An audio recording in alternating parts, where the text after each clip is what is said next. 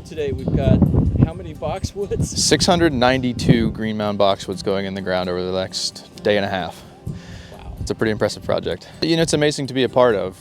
You know, seeing the level of detail these guys are taking with the restoration of this property and being able to be a part of you know, pulling that detail of the interior outside of the gardens and really focusing on all the little minutiae is a lot of fun. Especially when you kind of extrapolate that across a broad scale like a project of this magnitude. It's a lot of fun. So, you know, some unique challenges to working with a garden this size and trying to be as conscious of the historical accuracy as possible, but also trying to work around the parameters of species and varieties and cultivars that are going to work well in this climate as well.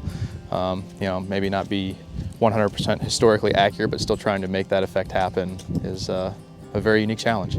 Typically we do high-end residential, but it's a lot of fun to be involved with a project that's you know, more of a museum quality. This really is a historic recreation of something that was here, and it's well within our wheelhouse to be able to turn something like this around. And you know, partnering up with Lynbrook on this and then bringing us in is a, you know, match made in heaven as far as I'm concerned. You know, the work they do is architecturally certainly on par with what we like to do outside. So working with Devin and Brian has been great. You know, I have a working relationship with Brian going back a few years now, and so being able to be out here and just, you know, have conversations with him about their expectations and you know, his knowledge of the project has been indispensable. So it's been great. We spent a lot of time organizing these spaces, although they were already here for us, which is unique and special about this project. Being that through ground-penetrated radar and archaeology, we had a lot of evidence as to where these gardens were here at Cloverfields. So although we were tightening up the geometry and making this all work for today's gardens, we had a lot of evidence to go from. So that was exciting and unique about this project. So looking at case studies of what gardens, you know, how they would have been laid out, a lot of reading as to, you know, journals and letters that had been sent in the period, you know, which also explained how they were done and things that, you know, people in the craftsman gardens and the gentry gardens were doing at the time. These letters were describing the garden, so we would take those ideas and draw those kind of interpretively and come up with what we thought was the best representation for today's gardens. The boxwoods and the hollies that are already in the ground, which are representative of the sugar cone holly, that was also, you know, very much described in these letters and these writings, was the way that these hollies were pruned, very sculptural, which instantly adds that vertical element to the garden. So as you're arriving today and being able to see that and the derunk boxwoods, the boxwoods that are standing very proud in the garden, which mark that geometry and help you know, describe the garden in that way.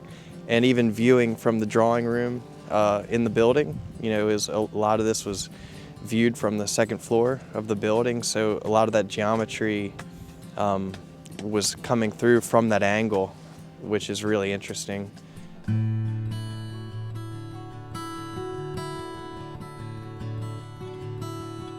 The boxwoods that are going in are instantly changing the parterres because it's middle of December and it's not green out here, but now it is with all these boxwoods. So the thought is each parterre is a different type of pattern, and some have low hedges that will then contain perennials, and we've used upright boxwoods throughout to give height to the garden, to create center points and focal points. And then up on the main entry level to the garden, we have holly trees, which will create kind of going back and forth between creating focals and spaces and different garden rooms. The gardens have these axial relationships, the cross axes through the front entry court, and then each garden itself has a different series of axes and then garden rooms within it. So boxwoods make up sort of the architectural elements of the garden. Right now in our office we're diagramming out the bulbs that will be planted out here, the seasonal bulbs. So we have a whole series of color bulbs that'll go in, bloom at different times, and then we're laying out how those patterns work together. So as you go down through the garden in the spring, you'll have, you know, warm colors, cold colors, how those all lay out. Each garden parterre will have a series of bulbs in it, and it densely planted. And then after that, the perennials will come up and they'll have their flowers. So we've drawn diagrams of the bloom times, the different bloom times for each garden, and what you'll see in each garden. And all of those plants relate to history and would have most been available in the period 1784, or we've got a hybrid that works better or isn't invasive. We're not doing any invasive plants, so we've eliminated those from the list. So the garden is an interpretation of what would have been planted here or could have been planted here in the period. You could see the Hemsleys in 1784 flowing out of this house into this garden and spending a lot of time here and bringing furniture out, and this garden would have been a big part of their life, and being able to reestablish it this many years later is really a special thing. There are many people that have been in this house that you really didn't know that this garden was even here until we really dove in with the ground penetrating radar and found it, and then did some archaeology and those things that it revealed itself, and now we can recreate it. So it's here again.